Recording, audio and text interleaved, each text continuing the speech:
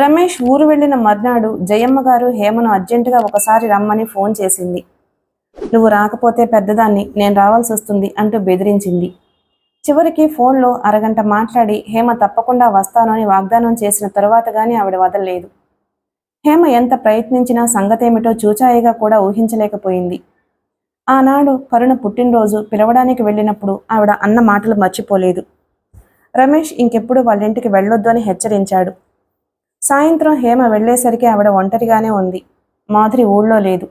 స్నేహితురాలతో కలిసి గోవా చూడడానికి వెళ్ళింది. జయమ్మ గారు హేమని చూడగానే, వచ్చావమ్మా, నువ్వు వస్తావని నాకు తెలుసు, రారా అంటూ ఆహ్వానించింది. హేమ ఆవిడికి ఎదురుగా ఉన్న కుర్చీలో కూర్చుంది. పెద్దదాన్ని, ఒంట్లో ఏం బాగుండని సుస్థి మనిషిని. ఆ రోజున నోరుజారి ఏదేదో అన్నాను, నువ్వు అవేమీ మనసులో పెట్టుకోకు అందావిడ ఉపోద్ఘాతంగా. అవన్నీ గుర్తుపెట్టుకుంటే వచ్చేదాన్ని కాదు, అర్జెంటుగా రమ్మన్నారు, ఏమిటో చెప్పండి అంది హేమ. ధీరకి ఒక మంచి సంబంధం వచ్చిందమ్మా. పిల్లవాడు యోగ్యుడు, మన బేబీకి అన్ని విధాలా తగినవాడు. ముఖ్యంగా మన అమ్మాయి అంటే ఇష్టపడుతున్నాడు. నువ్వు ఎలాగైనా సరే బేబీని ఈ సంబంధానికి ఒప్పించాలి. నేనా? నువ్వే. నువ్వు కాకపోతే మీ ఆయన, లేకపోతే మీ ఇద్దరు. ఈ పని మీ ఇద్దరి నుంచే జరగాలి. ధీర పసిపిల్ల కాదే. కాదు, కానీ స్నేహానికి ప్రాణం పెట్టే మనిషి అని నీకు తెలుసు. నువ్వు పెళ్లి చేసుకుంటే తప్ప మా ఇంటికి రావడానికి వీల్లేదు అని నువ్వు బెదిరించాలి. నువ్వు అట్టా చేస్తే తప్పకుండా ఒప్పుకుంటుంది. నీకు నిజంగా బేబీకి పెళ్లి జరగాలి అనుంటే తప్పకుండా నేను చెప్పినట్లు చేస్తావు. హేమ నిశ్చేష్టురాలైనట్టు చూడసాగింది. బావుంది పరీక్ష. ఈవిడ చెప్పినట్టు చెయ్యాలంటే ధీరను బాధ పెట్టాలి. ధీరని బాధ పెట్టలేకపోతే ఈవిడ చెయ్యబోయే గొడవ భరించగలగాలి. ఎటు చూసినా తనకే బాధ. ఏమంటావ్? నిలదీసిందావిడ. విషయం మీరు చెప్పారుగా, నా సాయశక్తిలా ప్రయత్నిస్తాను. ప్రయత్నించటం కాదు, ఈ పెళ్లి జరిగేలా చూడాలి. నేను నీ క్షేమం కోరి చెప్తున్నాను. అలాగే. ఇంతలో ఎవరో వ్యక్తి ఆ గదిలోకి తొంగి చూసి అక్కడ హేమను చూడగానే చప్పున అవతలకి తప్పుకున్నాడు. ఎవరు? సుధా, నువ్వేనా? రా లోపలికి, ఇక్కడ పరాయివాళ్లు ఎవ్వరూ లేరులే, మన హేమ. సుధాకర్ లోపలికి వచ్చాడు. హేమ చూపులు నేలకి అతుక్కుపోయాయి. నీ ఒంట్లో ఎలా ఉంది పిన్ని? మృదువుగా అడిగాడు అతను. బాగానే ఉందిరా బాబు. నువ్వు నిజంగా దేవుడివి కాబట్టి బేబీ చేసిన తలతిక్క పనులు ఏవి మనసులో పెట్టుకోకుండా ఇంటికొచ్చి పోతున్నావు. ఇదిగో హేమని పిలిపించి చెబుతున్నాను. ధీర పెళ్లి కావాలంటే నీ ఒక్కదాని చేతుల్లోనే ఉందంటున్నాను. హేమ లేచింది. మంచిదండి, మీరు విషయం చెప్పారుగా, నా సాయశక్తిలా ప్రయత్నిస్తాను. నేను వస్తాను. కూర్చో కూర్చో, ఇతను నీకు పరాయివాడేమీ కాదుగా. రాత సరిగా లేక తప్పిపోయింది గాని, లేకపోతే నువ్వు మా ఇంటి కోడలువయ్యి ఈ బాధ్యతలన్నీ నెత్తిన వేసుకోవాల్సిందానివి కదూ. ఏమిటో, నువ్వే మా ఇంటి కోడలిగా వస్తే మాకు ఈ బాధలే ఉండేవి కాదేమో. ఇప్పుడు ఆ మాటలన్నీ ఎందుకు పిన్ని? సుధాకర్ మందలింపుగా అన్నాడు. ఏమిటోరా, తేగలాగితే డొంకంతా కదులుతుంది. ఒక్క విషయం గుర్తుకొస్తే 1,00,000 జ్ఞాపకాలు వద్దన్నా కదులుతాయి. లోపలికి వెళ్ళి వంట మనిషితో కాఫీ పంపమని చెప్పు నాయనా. సుధాకర్ లేచి వెళ్ళాడు. జయమ్మ గారు హేమ కాఫీ తాగి వెళ్తే గాని వీల్లేదు అని పట్టుబట్టింది. హేమ మొళ్ల మీద కూర్చున్నట్టుగా కూర్చుంది. సుధాకర్ మళ్ళీ ఆ గదిలోకి రాలేదు. హేమ వెళ్ళడానికి లేస్తూ ఉండగా జయమ్మ హేమ చేతులు పట్టుకుంది. తల్లి, ఇవి చేతులు కావు, కాళ్లే అనుకో. నా కూతురు జీవితం బాగుపడని, నీ సంసారం బాగు చేసుకో. ఇది నేను మరీ మరీ కోరుకుంటున్నాను అంది. హేమ ఆవిడ చేతులు వదిలించుకుని, మీరు ఎంతగా నాకు చెప్పనవసరం లేదు. ధీర నాకు కూడా స్నేహితురాలు, వస్తానండి అనేసి బయటకొచ్చేసింది. వీధి గుమ్మం దాటుతూ ఉండగా వరండాలో సుధాకర్ ఎదురయ్యాడు. అక్కడ అలా నిలబడ్డ తీరు చూస్తే హేమ కోసం ఎదురు చూస్తున్నట్లుగా ఉంది. హేమ చప్పున అతన్ని చూడనట్లే వెళ్లబోయింది కానీ అతనే ఒక అడుగు ముందుకు వేసి హేమకి అభిముఖంగా నిలబడ్డాడు. నేను మీతో చాలా ముఖ్యమైన విషయం గురించి మాట్లాడాలి అన్నాడు. హేమకి చెర్రుమంది. మావారి గురించి మళ్ళీ ఈయనిచ్చే ఉపన్యాసం వినాలి కాబోలు. ఆమె నిర్భయంగా కళ్ళెత్తి అతని వైపు చూసింది. మీరు ఏదైనా చెప్పాలనుకుంటే నేరుగా మా ఇంటికి రండి. రమేష్ సమక్షంలో ఉండగా చెప్పదలుచుకున్నదంతా చెప్పండి, నాకేమీ అభ్యంతరం లేదు. రమేష్ లేకుండా మీరు చెప్పే మాటలు వినాల్సిన అవసరం నాకేమాత్రమూ లేదు. ఆమె ధోరణికి అతను అప్రతిభుడై చూశాడు. మరుక్షణంలో అతనికి తెలియకుండానే పక్కకి తొలగి దారిచ్చాడు. హేమ 2 అంగల్లో అక్కడి నుంచి వెళ్ళిపోయింది. 2 రోజుల నుంచి హేమ మనసు చిరాగ్గా ఉంది. రాత్రికి ధీర ఊరి నుంచి వస్తుంది. రేపు ఉదయమే ధీరతో మాట్లాడమని జయమ్మ గారు తొందర చేస్తుంది. హేమ ఆలోచించిన కొద్దీ ఆవిడ చెప్పిందే సబబుగా తోస్తుంది. అటు ధీర జీవితమూ బాగుపడుతుంది, ఇటు తన సంసారం మీద ఉన్న అపనిందలు తొలగుతాయి. సాధ్యమైనంత తొందరలో ధీరకి పెళ్లి కావడం ఈ రెండు కుటుంబాలకి చాలా క్షేమం. తను చెప్పిన దానికంటే రమేష్ చెబితేనే ధీర మనసుకెక్కుతుంది అనే ఆశ పీడిస్తుంది. అతను కూడా రేపు సాయంత్రం ఊరు నుంచి వచ్చేస్తున్నాడు. ఇద్దరిని సమన్వయపరచాలి తను. హేమ మనసులో రకరకాల ఆలోచనలు ఒకదానికి ఒకటి ఢీకొన్నట్లుగా పరుగులు పెడుతున్నాయి. కాస్త వివేకం లోపించి ఆదమరిస్తే జీవితం ఎన్ని సమస్యలమయమైపోతుంది. అనుక్షణం అప్రమత్తతతో ఉండాలి. ఎక్కడికక్కడ పరిష్కారాలు వెతికి ఈ చిక్కుముళ్ళు విప్పేసుకోకపోతే ఒకదానితో ఇంకొకటి లంకిపడి పూర్తిగా గందరగోళం అయిపోతుంది. సాయంత్రం అయితే కరుణ ఒక్క క్షణం ఇంట్లో ఉండదు. షికారుకి బయటకు వెళ్లాల్సిందే. కూతుర్ని ముస్తాబు చేసి నౌకరికిచ్చి బయటకు పంపించింది. హేమకి కూడా ఒక అరగంట ఇంట్లో నుంచి ఎక్కడికైనా వెళ్ళకపోతే పిచ్చెక్కినట్లుగా అనిపించటంతో గుడికి బయలుదేరింది. ఆ రోజు శుక్రవారం కావడం వల్ల జనం రద్దీగా ఉన్నారు. హేమ గుడి పక్కగా ఉన్న మండపం దగ్గరకు వచ్చి మెట్ల మీద కూర్చుంది. ఎదురుగా ఆకాశంలో చంద్రోదయం అవుతున్న దృశ్యం అద్భుతంగా ఉంది. మనిషికి నమ్మకానికి మించిన మంత్రోపదేశం ఇంకేమీ లేదేమో. అరగంట క్రితం అల్లకల్లోలంగా ఉన్న మనసు ఈ ఆలయ ప్రాంగణంలో కూర్చుంటే కాస్తగా సేద తీరసాగింది. హేమకి హఠాత్తుగా అనిపించింది, మనిషి భయంకరమైన ఒంటరితనంలో తీవ్రంగా వెతుకునే తోడే ఈ దేవుడేమో. ఉన్నట్టుండి వెనక నుంచి వినిపించింది, హేమ. హేమ తుళ్ళిపడ్డట్టుగా తిరిగి చూసింది. సుధాకర్ నిలబడి ఉన్నాడు. అతను అంతకు ముందే అక్కడున్నాడు కాబోలు. తను గుర్తించనే లేదు. మండపం స్తంభానికి కొద్దిగా భుజమానించి చేతులు కట్టుకుని నిలబడ్డ ఆ తీరు చూస్తే చాలాసేపటి నుంచి తనను గమనిస్తున్నట్లుగా ఉంది. హేమ వెంటనే తన పరధ్యాసకు తన మీదే ఆగ్రహం కలిగింది. హేమ. అతను ఏదో చెప్పబోయి మళ్ళీ తటపటాయిస్తున్నట్టుగా ఆగిపోయాడు. హేమ లేచి నిలబడింది. హేమ. పరాయి వాళ్ల నోటి నుంచి ఆ పిలిపే దాదాపు మర్చిపోయింది తను. ఇప్పుడు అందరూ మిసెస్ రమేష్ చంద్ర అంటారు. ఒక్క రమేష్ అప్పుడప్పుడు కొంటెగా మిసెస్ హేమచంద్ర అంటాడు. ధీర కూడా మిసెస్ చంద్ర అనే అలవాటు చేసుకుంది. సుందరానికి అసలు పేరు పెట్టి పిలిచే అవసరమే ఉండదు. సుధాకర్ హేమ అని పిలుస్తుంటే రమేష్ పిలుస్తున్నట్లుగానే ఉంది. సుధాకర్ స్తంభం దగ్గర నుంచి కదిలి మెట్లు దిగి హేమ నిలబడ్డ చోటుకొచ్చాడు. కూర్చో హేమ. ఒక్క నిమిషం నాతో మాట్లాడినంత మాత్రాన భూమి ఆకాశాలు తల్లకిందులు కావగా. హేమ అయిష్టంగా కూర్చుంది. సుధాకర్ దూరంగా అదే మెట్టు మీద ఉన్న రాతి ఏనుగు తొండానికి ఆనుకుని నిలబడ్డాడు. నేను ఇందుపల్లి వెళ్ళాను. అన్నయ్య వదిన కులాసాగా ఉన్నారా? మధు ఇంట్లో నుంచి పారిపోయాడు. 2 నెలలవుతుంది. హేమ పిడుగుపడ్డట్టుగా చూడసాగింది. మీ అన్నయ్య పర్వాలేదు, ధైర్యంగానే ఉన్నారు. కానీ మీ వదిన. అతను చెప్పలేనట్లుగా ఆగిపోయాడు. హేమ ఇంకా నోటమాట రానట్టుగా చూస్తుంది. ఆవిడ బాధని చూడలేకపోయాను. నేను ఫోటో తెచ్చాను మధుని వెతకడం కోసం. నేను చేయగలిగిన ప్రయత్నాలన్నీ చేస్తున్నాను, కానీ ఎక్కడా జాడ దొరకలేదు. నాకు కూడా ఈ విషయం తెలిసేది కాదు. ఇందుపల్లెకు 20 మైళ్ళ దూరంలో ఆ కొండల మీద చాలా అందమైన ప్రదేశం ఉంది. ఆ స్థలం కొని అక్కడ ఆశ్రమం ఒకటి పెట్టాలని మా వాళ్ళు అనుకుంటున్నారట. నన్ను ఆ తోట చూసి రమ్మని ఉత్తరం రాస్తే వెళ్లాల్సి వచ్చింది. కారు ఇందుపల్లి ఊరిలోంచి వెళ్తుంది.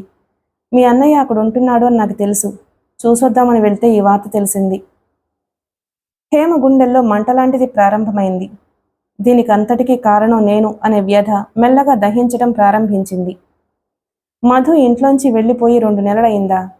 ఈ మాట కనీసం ఉత్తరం రాయాలనైనా వదినకి తోచలేదు. వదిన దృష్టిలో నేను చచ్చిపోయిన మనిషిలా ఉన్నాను అని నాకింతవరకు తెలియదు. వాళ్ళని తప్పు పట్టకు హేమ. మీ వదిన్ని చూస్తే నువ్వు మాట్లాడలేనట్లవుతావు. శాపగ్రస్తుల్లా ఉన్నారు వాళ్ళు.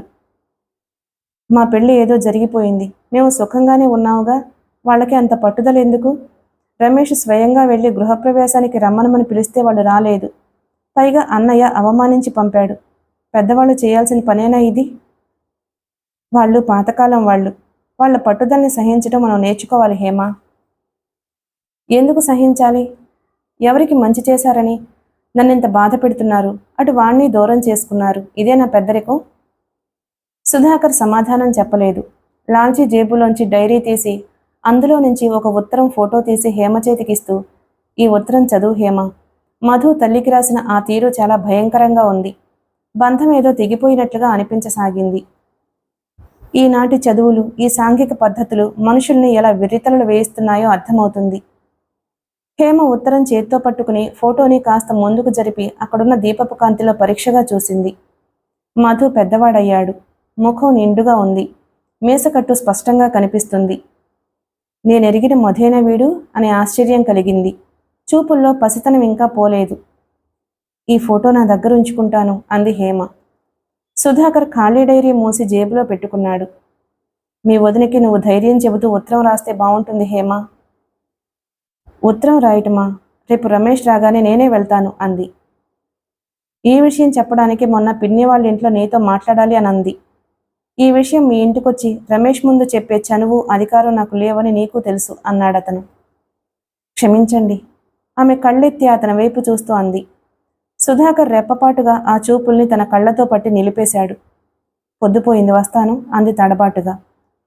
కారుందా అడిగాడతను. ఉంది. ఆమె గబగబా మెట్లు దిగబోతున్నదల్లా ఆగి వెనక్కి తిరిగింది. నేను డ్రాప్ చేయనా అంది. థ్యాంక్స్, వద్దు, నేను నడిచి వెళ్ళిపోతాను. రోజు కనీసం 1 మైలైనా నడిస్తే గాని నా కాళ్ళు ఊరుకోవు. ఆమె కారున్న చోటుకొచ్చింది. డ్రైవర్ ఎంతో భయభక్తులు చూపిస్తూ డోర్ తెరిచి పట్టుకున్నాడు. ఆమె లోపల కూర్చుని తల తిప్పి చూసింది. సుధాకర్ మండపం మెట్ల మీద రాతి ఏనుగు తొండాన్ని ఆనుకుని చేతులు కట్టుకుని అలాగే నిలబడి ఉన్నాడు. అతని తల మాత్రం హేమని చూస్తున్నట్టు ఇటే తిప్పుంది. ఆమెకు ఎలాగో అనిపించింది. ఎర్రగా మండుతున్న పొయ్యి మెల్లగా మంట తగ్గి చల్లారిపోయింది. పొయ్యి మీద కళపెళలాడుతూ మరుగుతున్న పులుసు కూడా క్రమంగా స్థిరంగా నిలిచిపోయింది. పొయ్యి ముందుగా కాస్త దూరంలో గోడకు చేరగిలబడి కూర్చున్న రంగనాయకి కళ్ళు యాంత్రికంగా పులుసు వైపు చూస్తున్న దృష్టి అక్కడ లేదు. వారం రోజుల క్రితం శేషగిరికి పక్షవాతం వచ్చి కుడి చెయ్యి కాలు చచ్చుబడిపోయాయి. మధు ఇంట్లో నుంచి హఠాత్తుగా అదృశ్యమైన క్షణం నుంచే సగం నిర్జీవం అయిపోయిన రంగనాయకికి భర్తకి పక్షవాతం రావడంతో జీవితంలో మనిషిని సక్రమంగా నడిపించే అపురూపమైన అదృశ్య బంధమేదో తెగిపోయినట్టుగా అనిపించసాగింది. 2 రోజుల నుంచి శేషగిరి కాస్త కులాసాగా ఉన్నమాట నిజమే. కానీ మానసికంగా చచ్చుబడిపోయినట్టున్న రంగనాయకి శారీరకంగా విశ్రాంతి దొరికిన మనసు కుదుటపడడం లేదు. ఒక్కోసారి ఇలా ఒంటరిగా కూర్చుంటే ఫిట్స్ వచ్చినట్టుగా ఆపుకోలేని దుఃఖం పొంగులా వస్తుంది. రంగనాయకి ఏ పని చేస్తున్నా చెవులు సర్వస్వం మరిచి అమ్మా అన్న పిలుపు కోసం అలమటిస్తున్నాయి. జీవితంలో మళ్ళీ కల్లారా మధుని చూసుకోగలనా నేను అనే అపనమ్మకంతో వేగిపోసాగింది. నేనేం చేశాను? నా తప్పే ఉందని వాడిలా చెప్పకుండా పారిపోయాడు అని లోపల తనను తానే నిలదీసుకోసాగింది. నా శక్తి ఉన్నంత వరకు వాడు అడిగిందల్లా ఇచ్చాను. సినిమాలు చూస్తానంటే డబ్బులు ఇచ్చాను. పుస్తకాలు కావాలంటే కొనుక్కోమన్నాను. అయినా వాడికి ఏదో అసంతృప్తి కలిగింది. సొంత తల్లినై ఉండి కూడా వాడి మనసులో ఏముందో కనుక్కోలేని మూర్ఖురాన్నయ్యాను. హేమ నాకు చెప్పకుండా పెళ్లి చేసుకుంటే ఎంతైనా సొంత తల్లిని కాదుగా అని సరిపెట్టుకున్నాను. మధు విషయంలో కన్న తల్లినై ఉండి నేను చేసిన నిర్వాకం ఏమిటి? ఏం పిల్లలు వీళ్ళు! కన్నప్పటి నుంచి కంటికి రెప్పలా కాపాడుకుని జీవితంలో ఆశలన్నీ చంపుకుని కోర్కెలు మూటకట్టి పక్కన పారేసి వీళ్లను పెంచటమే నా ధ్యేయం, నేను అందుకే పుట్టాను అన్నట్లు ప్రతి తల్లి పెంచుకుంటుంది. కాస్త వయసు వచ్చేసరికి తల్లిదండ్రులే పరాయి వాళ్ళు అయిపోతారు. చిన్నప్పటి నుంచి ఆడి పాడి పెరిగిన ఇల్లే బందిఖానాలా చూస్తారు. తను చిన్నప్పుడు ఇలాగే చేసిందా? అమ్మకి చెప్పకుండా పక్క వీధిలో ఉన్న తాయారు దగ్గరకు వెళ్లాలన్నా భయంగా ఉండేది. ఇప్పటికీ కూడా ఆవిడ్ని చూస్తే భయమే. తనలా ఒదిగి కాకుండా స్వేచ్ఛగా మధుని హేమను పెంచినందుక తనకి శాస్తి. ఏం లోకం ఇది! తరాలు మారిన కొద్దీ బుద్ధులు విపరీతంగా అయిపోతున్నాయి. పిల్లలకు అసలు ప్రత్యేకత ఇవ్వడమే పెద్ద పొరపాటు అనే స్థితికి వస్తున్నారు. ఈ తెలివితేటలు చదువుల్లో చూపించకూడదు? జీవితంలో ఎదగడం అలవాటు చేసుకోరాదు? ఇన్ని రోజులు తనను వదిలి ఉండగలిగాడు అంటే చిన్న వయసైనా వాడిది ఎంత రాతిగుండ అయి ఉండాలి. వాడి కోసం తను అసలు ఎందుకు వేదన పడడం? కానీ ఎవరి కోసం వేదన పడకుండా, ఎవరి కోసము ఎదురు చూడకుండా, ఎవరితోనూ ఎటువంటి బంధాలు లేకపోతే ఇక జీవితం ఏమిటి? జీవితం అంటే నా వాళ్ళు, నా విషయాలు అనే భ్రమతో కూడిన ఈ మాయపొరే కదా. రంగా! ముందు గదిలో నుంచి అతి నీరసంగా వినిపించింది శేషగిరి కంఠం. రంగనాయకి వెంటనే వస్తున్నా అనలేకపోయింది. కళ్ళ నీళ్లు తుడుచుకుని పొయ్యి మీద గిన్నె దింపి కట్టెలు పక్కకు లాగి నీళ్లు చల్లసాగింది. రంగా! ఇంకోసారి వినిపించింది శేషగిరి స్వరం. వస్తున్నా బొంగురుపోయిన కంఠంతో అంటూ ముందు గదిలోకి వచ్చింది. శేషగిరి గడ్డం పెరిగి చిక్కి శల్యమైనట్లుగా రూపే మారిపోగా మరో మనిషిలా ఉన్నాడు. మందేది? రంగనాయకి వెళ్ళి అల్మరాలో ఉన్న మందు తెచ్చి అతని చేత తాగించింది. ఈరోజు కూడా సుధాకర్ దగ్గర నుంచి ఉత్తరమేమీ రాలేదా? లేదు. గుర్తున్నా అంత త్వరగా దొరుకుతాడు అనే నమ్మకం ఏది? అయినా వాడు అసలు హైదరాబాదే వెళ్ళుంటాడనేమిటి? నీకు తెలియదు రంగా, వాడికి ఆ ఊరు తప్ప ఇంకో ఊరు తెలియదు. ఆమె మందు సీసా తీసుకువెళ్ళి అల్మరాలో పెడుతుంటే కళ్ళ నిండా నీళ్లు కమ్మాయి. వెధవ, అమ్మ ఆకలి అంటూ ఊపిరాడనిచ్చేవాడు కాదు. అటు ఇటు దేనికో దానికి సతాయించి చంపేవాడు. ఇప్పుడు ఎవరిని సతాయిస్తున్నాడు? తన జీవితం అంతా కొడుకు మీద మమకారంతో ఇమిడి ఉందని రంగనాయకికి ఇంతవరకు తెలియలేదు. ఇంత బాధ రాసిపెట్టుందని తెలిస్తే అసలు పిల్లలొద్దని మొక్కుకుని ఉండేది. రంగనాయకి శేషగిరిని పడుకోబెట్టి యువతలికి వస్తుంటే మూలనున్న క్రికెట్ బ్యాట్ కనిపించింది. దాన్ని చూడగానే రంగనాయకి గుండెలు అవిసినట్లయ్యాయి. గబగబా వెళ్లి క్రికెట్ బ్యాట్ లాగిపెట్టి తీసి దొడ్లోకి విసిరేసింది. మందు తాగిన కొద్దిసేపటికి శేషగిరి మగధ నిద్రలోకి జారిపోయాడు. రంగనాయకి పెరటి గుమ్మంలో నిలబడింది. దూరంగా కొండల మీద నుంచి సూర్యాస్తమయం అవుతుంది. ఇంతవరకు ఆ పల్లెటూరు, ఆ పరిసరాలు ఎంతో హాయిగా ఉంటూ వచ్చినట్లుగా అనిపించాయి. కానీ మధు ఇంట్లో నుంచి వెళ్ళిపోయిన తరువాత ఆ ఊరు, ఆ కొండలు రంగనాయకికి అసహ్యం కలగసాగాయి. పాపిష్టూరు, దిక్కుమాలిన ఊరు, నా బిడ్డను పొట్టన పెట్టుకుంది అనుకుని తిట్టుకోసాగింది. రంగనాయకి ఎంత తిట్టినా కసి తీరడం లేదు. అమ్మ అనే పిలుపుకి హృదయం ఆక్రోశించక మానడం లేదు. హేమా, ఈరోజు సుదర్శనం భార్య మన ఇంటికి వస్తుంది. నువ్వు ఆ అమ్మాయితో కొంచెం మాట్లాడాలి అన్నాడు రమేష్. ఎందుకు? ఏమని? నీరసంగా అడిగింది హేమ. భార్యాభర్తలిద్దరూ చాలా గొడవ పడుతున్నారు. విడాకుల వరకు వెళ్ళినట్లుంది. మనం కల్పించుకోకపోతే లాభం లేదు. ఇద్దరికీ నచ్చ చెబుదాం. మనం చెబితే వింటారా? వింటారు. శ్యామల మన మాటలకి బాగా విలువిస్తుంది. ప్రయత్నించి చూద్దాం. నేనేం చెప్పగలను? నాకేం తెలుస్తుంది? ఏదైనా చెప్పు. భార్య భర్తతో ఉన్నంతవరకు గౌరవం అను. పుట్టింటి వారు మర్యాదగా చూడరు అని చెప్పు. పిల్లల భవిష్యత్తు పాడైపోతుంది అని భయపెట్టు. నేను కూడా సుదర్శనానికి అలాగే చెబుతాను. ఏమో, ఒకళ్ళ విషయాల్లో మనం తలదోచడం ఎందుకు? నసిగినట్లుగా అంది హేమ. మొదలు పెట్టావు. నీకు ప్రతిదానికి అసలు ముందే విసుగు, నీరసం. ఒక్కోసారి ఆలోచిస్తే నువ్వు అసలు నాకు తగిన భార్య కాదనిపిస్తుంది. హేమ చురుగ్గా తలెత్తి చూసింది. రమేష్ కళ్ళలో ఆగ్రహం కస్సుమంటుంది. మొన్న ఆ లేడీస్ క్లబ్ వాళ్ళు వచ్చి ప్రెసిడెంట్గా ఉండమంటే ఉండను పొమ్మన్నావు. పోనీ నన్ను కనీసం సంప్రదించినైనా సంప్రదించావా? మిసెస్ నీరజామూర్తి వాళ్ళు ఆ ఫ్లవర్ షో ఓపెన్ చేయడానికి రమ్మంటే రాను పొమ్మన్నావు. ప్రతిదానికి చిరాకే నీకు, ప్రతి విషయానికి విసిగే. నన్ను ముట్టుకోకు నామాలకాకి అంటూ నిన్ను నువ్వే వెలివేసుకుంటూ కూర్చుంటే వాళ్ళంతా తల రకంగా అంటుంటే వినలేక నాకు సిగ్గుగా ఉంది. నీకు నీట్గా డ్రెస్ చేసుకోమంటే విసుగు, అందంగా తయారవమంటే కోపం, హుషారుగా ఉండమంటే చిరాకు. ఇంటికి ఎవరైనా వస్తారు బాగా మాట్లాడమంటే ముందే బిగుసుకుపోతావు. అసలు నాకు తెలియక అడుగుతాను, నువ్వు చేసే పనేమిటి? ఎప్పుడు చూసినా ఉసూరుమంటూ ఎవరో చచ్చిపోయినట్టుగా ఆ ఏడుపొహం ఎందుకు పెడతావు? ఇప్పుడు నీకేం తక్కువైందని? నేను ఏమి లోటు చేశానని? ఒక్కసారి కళ్ళు తెరుచుకుని నీ సాటి ఆడవాళ్ళందరినీ చూడు. నిన్ను చూసి ఎంత ఈర్ష్యపడుతున్నారో. నీ స్థితిలో ఇంకే ఆడపిల్లున్నా ఎంత హుషారుగా ఉండేదో, నాకెంత ఆనందం ఇచ్చేదో చూస్తున్నానుగా. 2 రోజుల నుంచి నీ వరుస. కారణం ఏమీ లేకుండానే ముఖం వేళ్లాడేసుకుని తిరుగుతున్నావు. నిన్ను చూస్తుంటే నాకు ఎక్కడలేని నీరసం వస్తుంది. చిచి, అసలు నిన్ను అనాల్సిన పని లేదు. ఇదంతా నా కర్మ.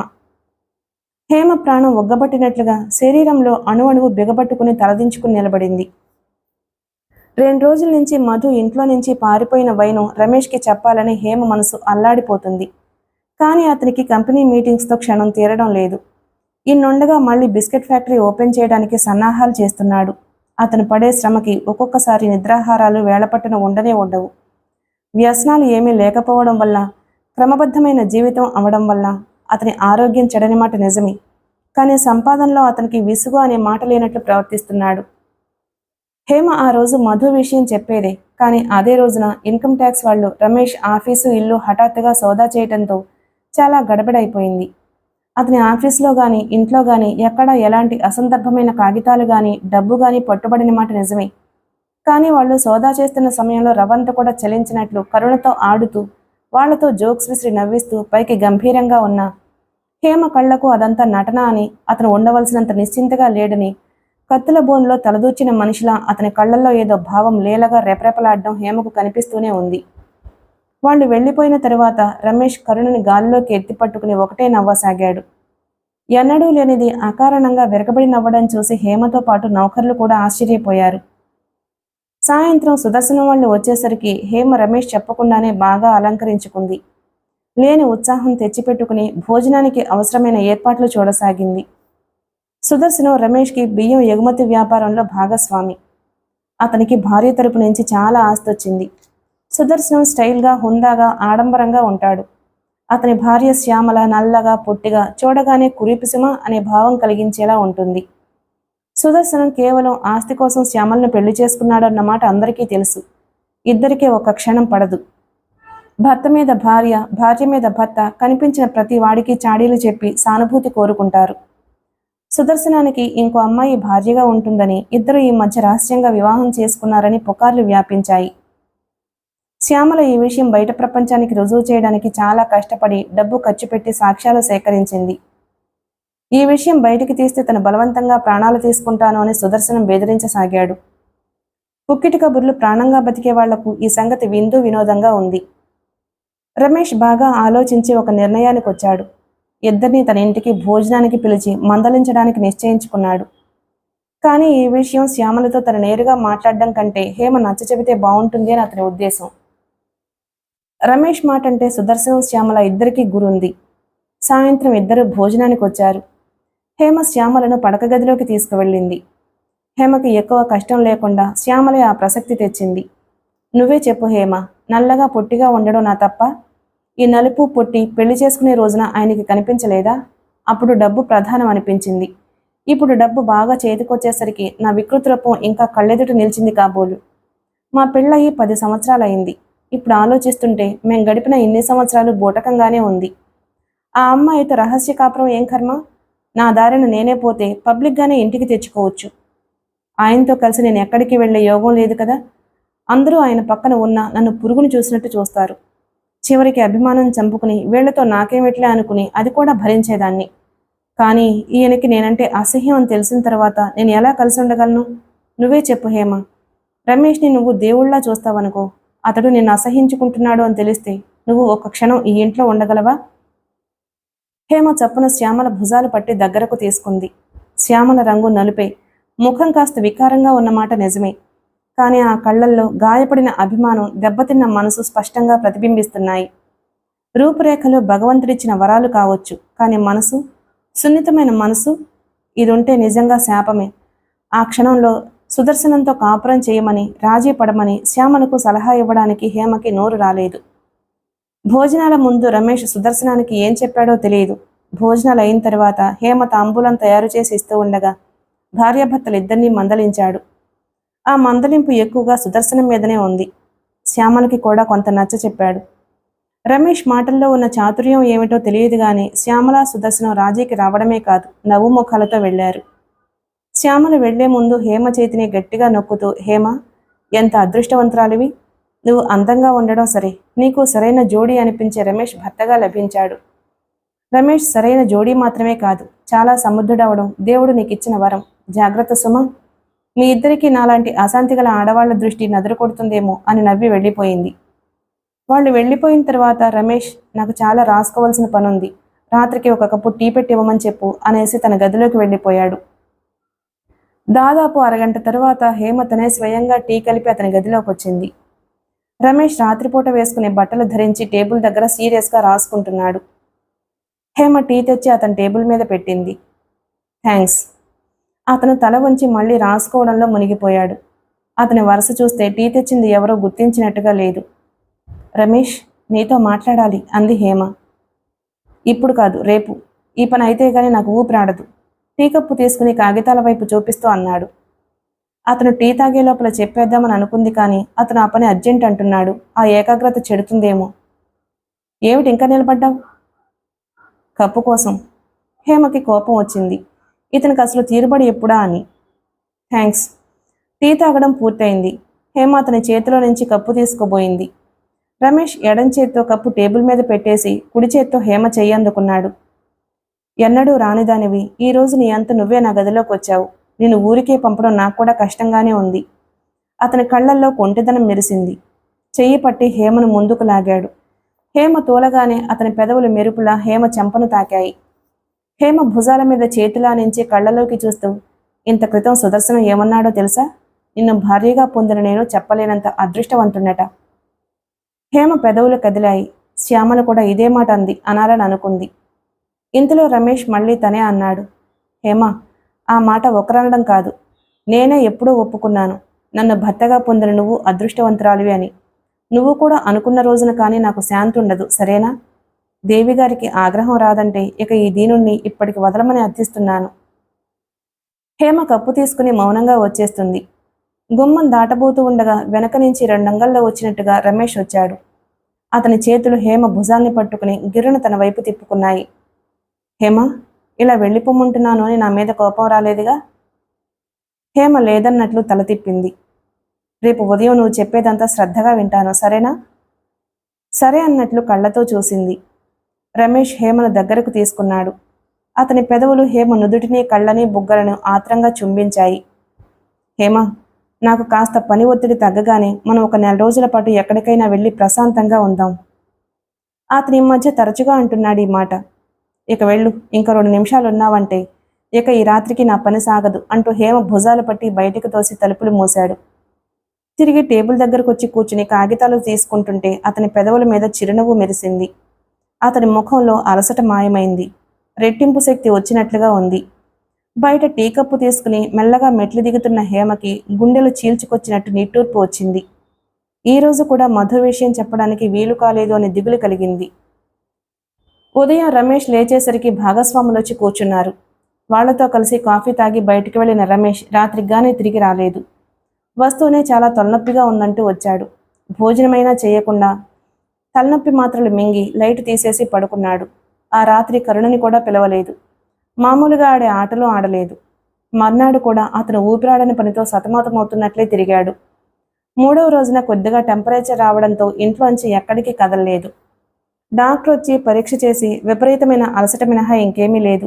అయినా నువ్వు మరీ యంత్రంలా తయారవుతున్నావు రమేష్. కనీసం ఓ వారమైనా పూర్తిగా రెస్ట్ తీసుకుంటే బాగుంటుంది. యంత్రాలకి కూడా అప్పుడప్పుడు కాస్త రెస్ట్ ఇవ్వాలి కదా అన్నాడు నవ్వుతూ. ఇదిగో, ఈ పని ఒత్తిడి కాస్త తగ్గగానే 1 నెల రెస్ట్గా ఎక్కడికైనా వెళ్ళి ఉంటాను. రమేష్ అంగీకరించాడు. ఈ మాట 6 నెలల నుంచి చెప్తున్నావు. కాదు, ఈసారి తప్పకుండా వెళ్తాను. రమేష్ వాగ్దానం చేస్తున్నట్టుగా అన్నాడు. ఆ రోజు మధ్యాహ్నం రమేష్ నిద్రపోయి లేచిన తర్వాత కరుణని పక్కన కూర్చోపెట్టుకుని కథలు కబుర్లు చెబుతూ కూతుర్ని నవ్విస్తూ తను నవ్వుతూ కూర్చున్నాడు. హేమ ఉదయం నుంచి మధు విషయం చెప్పడమా మానడమా అని మదనపడి చివరకు చెప్పడానికే నిశ్చయించుకుని అతని గదిలోకి వచ్చింది. హేమ వచ్చేసరికి కరుణ ఒళ్ళో పెద్ద బొమ్మల పుస్తకం పెట్టుకుని తండ్రిని చేత్తో కళ్ళు మూసుకోమని పేజీలు తిప్పుతూ బొమ్మ వస్తుందా రాదా అంటుంది.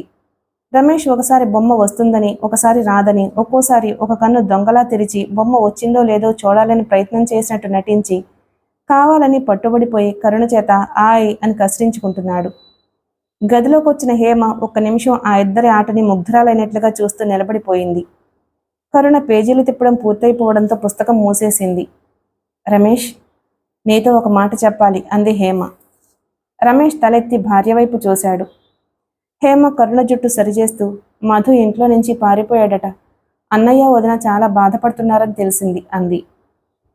ఎప్పుడు? ఎవరు చెప్పారు నీకు? అతను షాక్ తిన్నవాడిలా చూశాడు. హేమ బలవంతంగా ఈ విషయం చెప్పిన వ్యక్తి పేరు చెప్పడానికి ప్రయత్నిస్తుంది. ఎవరు? సుశీలమ్మ గారైనా చెప్పింది? ఎన్నాళ్ళయిందట ఇంట్లోంచి వెళ్ళి? ఆదుర్దాగా అడిగాడు అతను. చాలా రోజులైందట. డాడీ, ఈ బొమ్మ చూడు. పుస్తకం తిరిగేస్తున్న కరుణ ఉత్సాహంగా ఏదో చెప్పబోయింది. రమేష్ కూతుర్ని 2 చంకల కింద చేతులు వేసి మంచం మించి కిందకింపాడు. తల్లివిగా కొంచెంసేపు వెళ్ళి ఆడుకో అన్నాడు. కరుణ అడ్డంగా తల తిప్పింది. నా బంగారు కొండ కదూ, చెప్పినట్టు చేయాలి. అతని కంఠం లాలనగా బ్రతిమలాడుతున్న కళ్ళు ఆజ్ఞాపిస్తున్నట్టున్నాయి.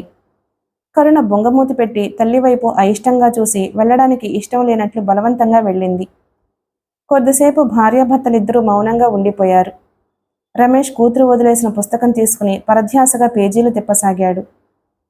ఈ ఊళ్ళో ఎక్కడైనా ఉన్నాడేమో, వెదికితే దొరుకుతాడేమో అడగలేనట్లు అడిగింది హేమ. ఎందుకు వెతకాలి? వాళ్ళు కనీసం మనకి ఒక ఉత్తరమైనా రాశారా? అసలు మనం అనేవాళ్ళం ఉన్నామని వాళ్ళకు గుర్తుందా?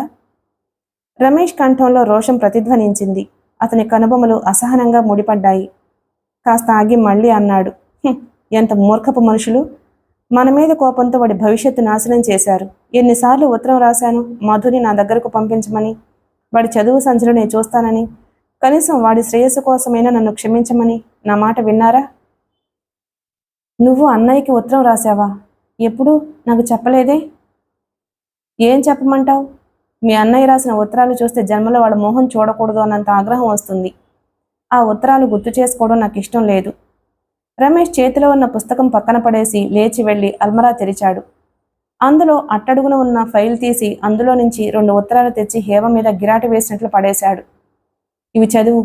ఇవి చూసిన తర్వాత మానాభిమానాలున్న మనిషి ఎవరైనా వాళ్ళ సంగతి పట్టించుకుంటాడేమో చెప్పు. హేమ ఆ ఉత్తరాలు చదివింది. రమేష్ చెప్పింది అక్షరాలా నిజమే. ఏమాత్రం అభిమానం ఉన్న మనిషి అయినా మళ్ళీ వాళ్ళ జోలికి వెళ్ళడు. అంత అవమానపూరితంగా కర్కశంగా ఉన్నాయి. రమేష్ వచ్చి మంచం మీద కూర్చున్నాడు. పక్క గదిలో ఉన్న గోడ గడియారం 3 గంటలు కొట్టింది. వంటకుర్రాన్ని కాఫీ తెమ్మని చెప్పు, మందు వేసుకోవాలి అన్నాడతను చేతి వాచి చూసుకుంటూ. హేమ ఉత్తరాలు రమేష్ మంచం పక్కన ఉన్న టేబుల్ మీద పెట్టి బయటకు వచ్చేసింది.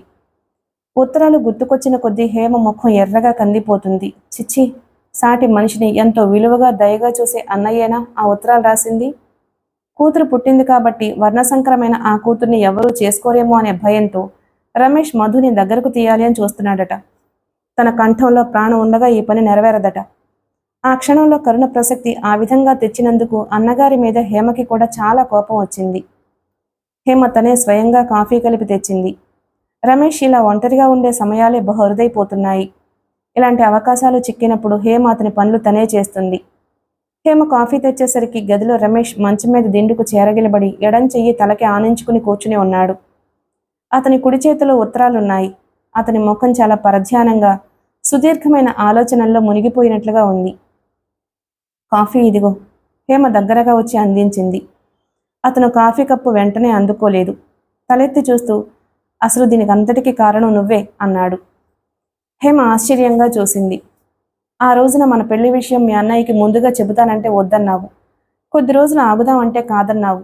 పోని అయిందేదో అయిందనుకో. తర్వాత అయినా ఉత్తరాలు రాసు, స్వయంగా వెళ్ళు, మీ అన్నయ్యకి వదినికి చెప్పకపోయావు. వాళ్ళు దూరం పెట్టిన దానికంటే ఎక్కువగా నువ్వే దూరంగా ఉండిపోయావు. ఈ ఎడం మరింత పెంచావే గాని పోడ్చడానికి ప్రయత్నించలేదు. రమేష్, ఆ ప్రయత్నాలేవో నువ్వు చేసావుగా.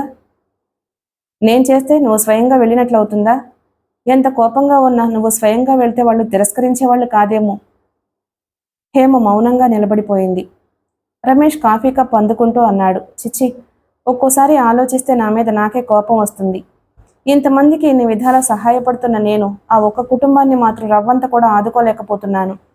ఈ ప్రపంచంలో నాకు నిలువ నీడలేని రోజున వాళ్లే నాకు ఆశ్రయం ఇచ్చారు. నా అనేవాళ్లు లేని వేళల్లో వాళ్లే ఆప్తులయ్యారు. మీ వదిన నేను భోజనం చేయలేదని తెలుసుకుని ఏదో సాకుతో బలవంతంగా అన్నం తినిపించిన సమయాలు, మీ అన్నయ్య నా ఉద్యోగం కోసం నన్ను వెంట పెట్టుకుని వారి దగ్గర వీరి దగ్గర తిరిగిన సంఘటనలు నేను జన్మలో మర్చిపోగలనా? ఆ రోజున వాళ్ళు తప్ప నాకెవ్వరూ లేరు. ఈ రోజున వాళ్ళు మినహా మిగతా ప్రపంచమంతా నా పట్ల ఆత్మీయంగా ప్రవర్తిస్తుంది. ఎంత తేడా, ఎంత విచిత్రం! ఈ ప్రపంచంలో నేను ఎవరికైనా రుణపడి ఉన్నాను అంటే ఆ వ్యక్తి మీ అన్నయ్య ఒక్కడే అని తెలుసు. నేను నిన్ను పెళ్లి చేసుకోకుండా ఉంటే వాళ్ళు నన్ను కన్న కొడుకులా ఆదరించేవాళ్ళు. నా ఈ స్థితికి సంతోషించేవాళ్ళు. నన్ను క్షమించకపోవడం న్యాయమే. వాళ్ళ ఇంట్లో తిని వాళ్ళింటి వాసాలే లెక్కపెట్టిన మనిషినయ్యాను. ఆ పైన ఇంకా వినలేనట్లు హేమ మొహం తిప్పుకుని అక్కడి నుంచి వచ్చేసింది. రమేష్ పెళ్లి విషయం వచ్చినప్పుడు ఈ రకంగా మాట్లాడినప్పుడల్లా హేమకు చెప్పలేని బాధగా ఉంటుంది.